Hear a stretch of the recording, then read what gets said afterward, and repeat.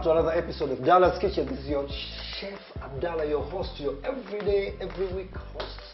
Niko hapa tena kama kawaida, another show, another good time. At the beginning of this season, I told you that we'll be inviting professional chefs, hata amateur chefs, hata wewe tutakualika. Nikasema kama tutakuja hapa kwa hii show, na leo nimepata chef mwingine. Huyu jamaa hata wacha nianze kuelezea. The guy is the executive chef with the Tamarind Group, I think something also executive pastry chef. Unajua wale watu wana akili. Yeah, this is one guy who has the patience. He's very cool. He's a very cool dude, and he's had wide experiences not only in Kenya but overseas. We should talk about it later on. None other than Chef John Mwangi.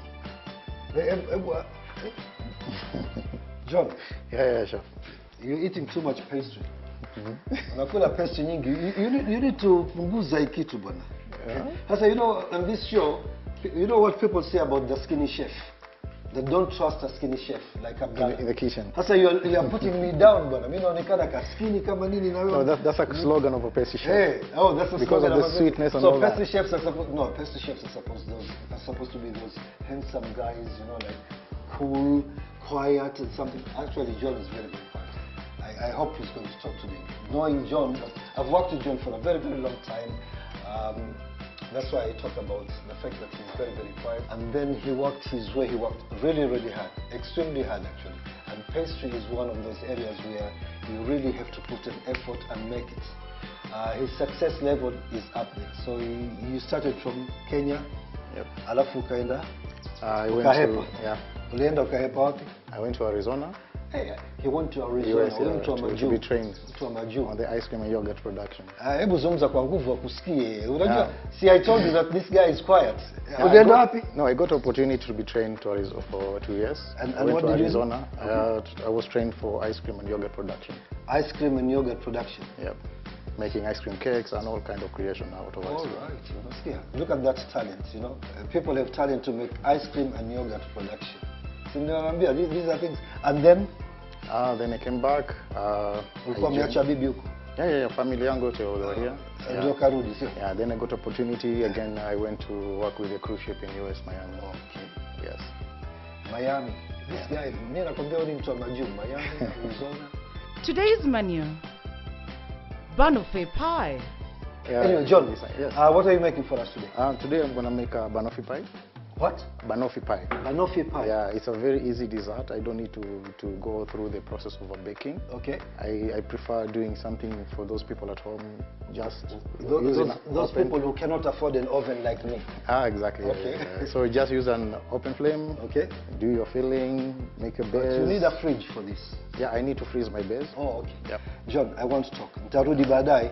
Ukumbi ni wako. Go ahead. Okay. Yeah, take care, John. All right. Now I'll just take you through what I'm going to use. I have some biscuit. Yeah, I have some biscuit here.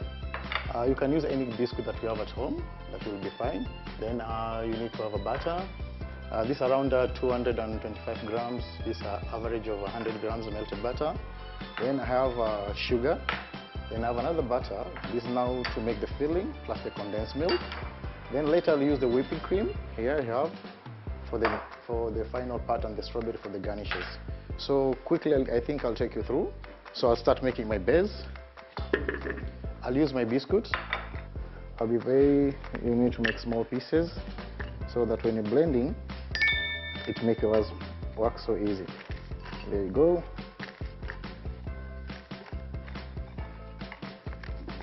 So quickly, I'll blend it. You can use any biscuit, but if you have ginger biscuit, it will be fine because the flavor of ginger and making the base, it will come out really good. So quickly I'll blend.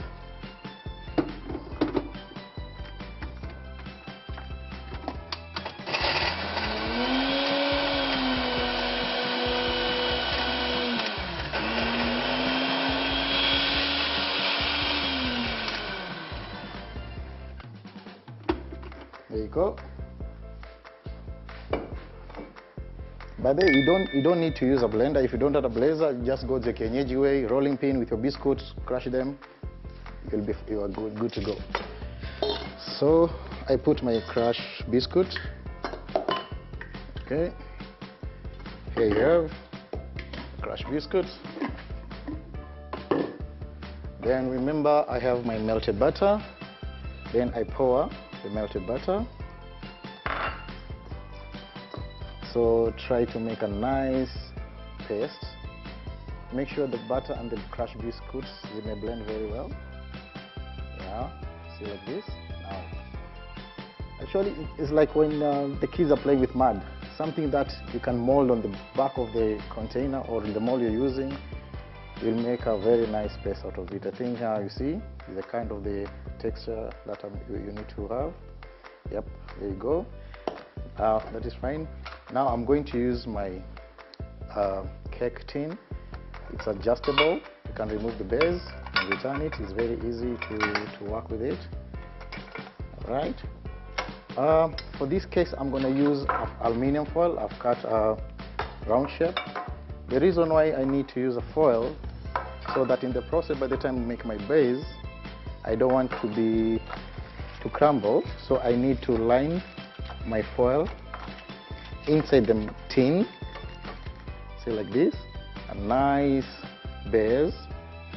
Remember, when I'm making my base, I need it to go high at least 2 inches at most. Yep, I think all of you seen. Now there you go. I crumble again my base to make sure it's fill all the base. First you need to start with the base before you go to the sides. Then try to knead it. Press it very well. See kama there's a gaps, then you need to add more slowly. Make sure you have a strong base, because if you don't have a strong base in the process, the filling, it will split out. Yeah, there you go, something like this. You see, a very nice base. Then now I'm going for the side. Remember, like I said, you need to be like those kids when they used to play with mud. Kama hujafanya hii mchezo zamani, then you'll have problems. Anyway, yeah, so there you go. See the way I'm trying to do? I'm trying to raise my base also more to where the foil is.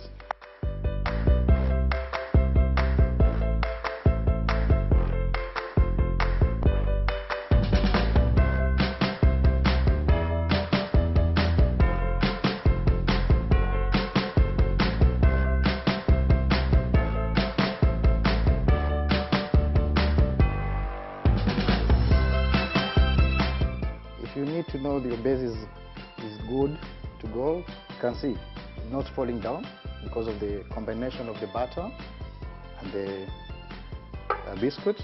Okay, now the base is ready. You see, now I need to take it to the freezer. I need to freeze it, so at least it's getting hard, because remember, the filling I'm going to make, it will be very hot. Because of the butter, it's better now to be a little bit more hard and freezing, strong. Okay, there you go. Now I've put my base in the freezer. Now the second part we're going to do now, the filling. Now remember, there's a sugar, I have my butter here, there's a condensed milk here. So straight away I'll start with the sugar. I need to caramelize it. If you don't have, you can use a brown sugar if you have, it's okay. Depending with the color that you need, if you want something dark filling or a light filling. So I prefer a light filling, so I go with a normal sugar. You can even put some cinnamon touch of it if you want, which is fine. So, all right. Now what I'll do, when I'm putting my sugar to caramelize, remember I have my whipping cream, because normally the whipping cream is not sweet. So I'll leave a little bit of sugar to use the sugar later when I'm doing my whipping of the cream. So there you go, I need to caramelize it. Okay. Caramelizing, I'm trying to burn the sugar.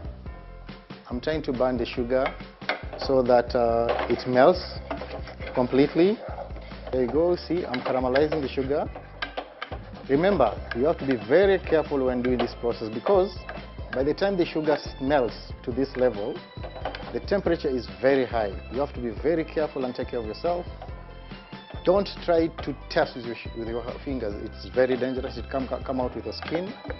So there you go. I think this is ready now. I'll put my butter inside.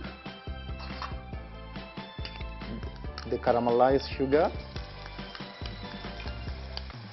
So this is the process of now making my base. Start like this. See how hot it is? Right there. When the two ingredients blend, this is the time now I need to put my condensed milk. There you go. Remember, the condensed milk, you can use any kind of condensed that you have, as long as a condensed milk. It doesn't need to be any specific. There you go. Make sure to scrape everything. If you have a spatula, the better.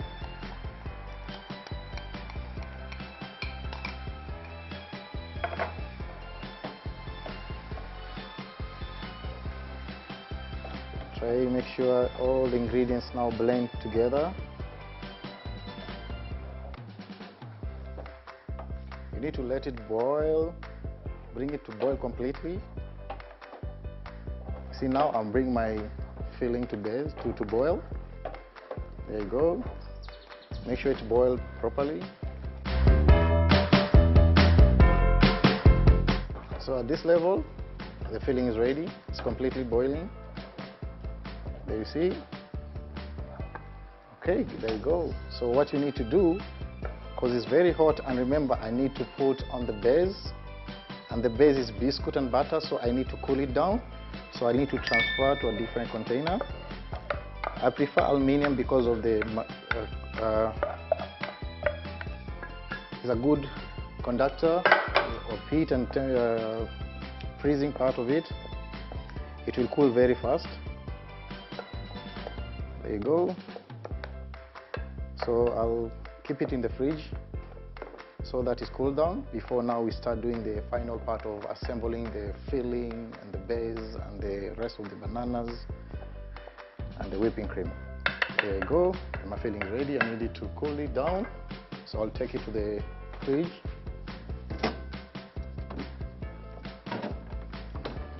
So because my filling is ready, the base is ready, the next thing I need to whip my cream. So you just take a whipping cream. This around, because the mold I've used is just a small mold, so it's around 200 grams to 200 ml. This is the time now I need to add a little bit of the sugar. Because most of the cream, at times they're just flat. I need to flavor it a little bit to be slightly sweet. So I'll start the process of whipping. There you go. I'll show you a technique when whipping a cream. Most people whip like this, clockwise or anti-clockwise. I prefer holding your whisk handle like this, then go across it very fast instead of going clockwise, because clockwise all the content, the motion is starting going clockwise. It takes a lot of time. I'd rather like going sideways. So this is going to be very fast. You see already. There you go, very fast when you do like this. Again, this is another process you need to be very careful. If you whip the cream too much, it will start curdling. So it has to be a very soft speck. There you go. See, that's the moment I continue more than this, I'll mess up my cream. It will be crumbled, it will not be curdled, and not be very good. So my cream is ready. It's now time I need to take to the fridge because of the safety temperatures to control. I'll take a short break. I'll be right back.